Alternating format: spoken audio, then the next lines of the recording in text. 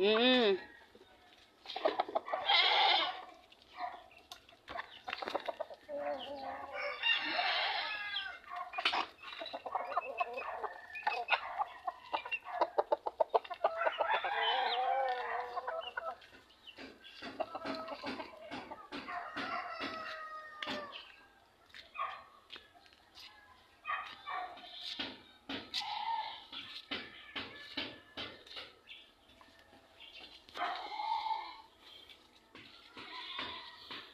Sunod na sunod sa akin.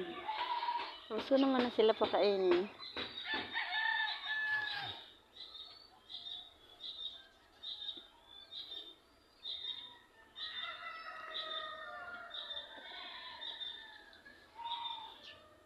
Nasamahan ko sila dito sa garden kasi maraming damo para panginain. Ayan guys, yung papaya ko. Siya lang ang nag-iisang variety. Ayan, nagbunga na. Ayun, dati kong variety yan. Yan, yung iba may mga bulaklak, may bunga. Ayan. Ayan. Yun yung pinutulan ko kasi mga lalaki. Pinutulan ko yung 3 papaya. Yung aking kamuting kahoy nakalitaw na sa damo. Hindi kasi ako makapagdamo.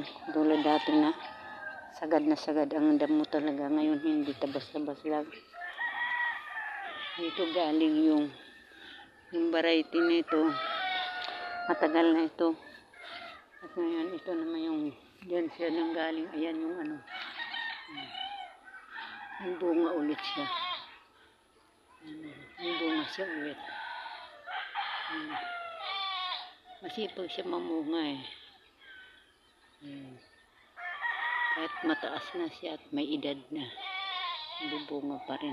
Pero kinapong ko yan nung maliit pa siya. Ang ganito palang kalaki. Kinapong ko yan. Namunga siya na namunga.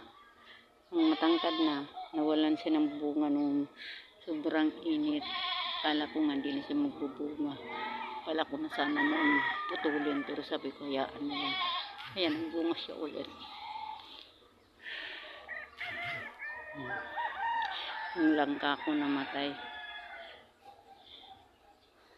Ayan siya, yung mga manok ko. Pag umuwi ako, uuwi din sila.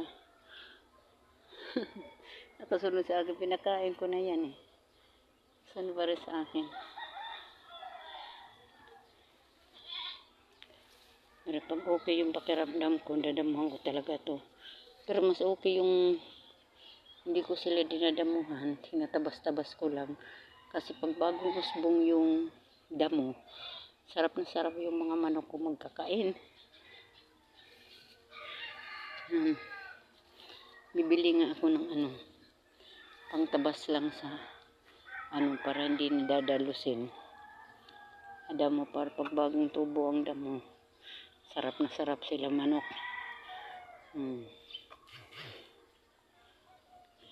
Isa lang yung tandang ko. Ayun, nandoon. Ito, bata pa. Ayun, bata pa. Magkakapatid yan. Pero malaki ang lahi. Hi guys. Noorin nyo guys ng hanggang dulo para maaliw kayo sa nagkukulay green na paligid.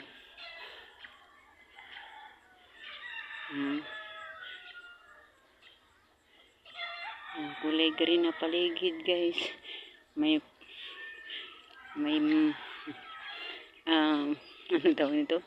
May papaya with manok na. May merinda pa, kamuting kahoy at gabi. Panoorin nyo lang guys. Ayan yung aking kangkong na pinagkakuha pag nagugulay ako.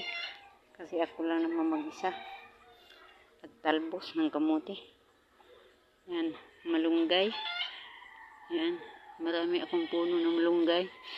Ayun pinutol ko yun kasi galing ako kahapon kay doktor. Sabi ng doktor, ipatuyuin ko sa loob ng bahay. Tapos, maglalagay ako sa baso at ganang tubig inumin.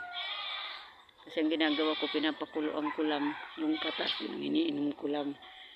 Ngayon, ganun pala ang nun style. Pipitasin mo at patutuyuin. Tapos yun, may halo mo kung anong inumin mo. Halimbawa tubig, halo mo sa tubig. Tapos inumin. Anong pala yun, mas nakakatipid pa kaysa ginagawa ko na nasasayang ang gulay. Kaya ayan guys, panoorin nyo guys hanggang dulo. Kung yung gustong bumili ng miracle fruit, marami ako rito bunga. Ayan, yung gustong bumili, maraming bunga ang miracle fruit ko. Ito magulang na to. 50 pesos lang ang isang ganito guys. 50 pesos.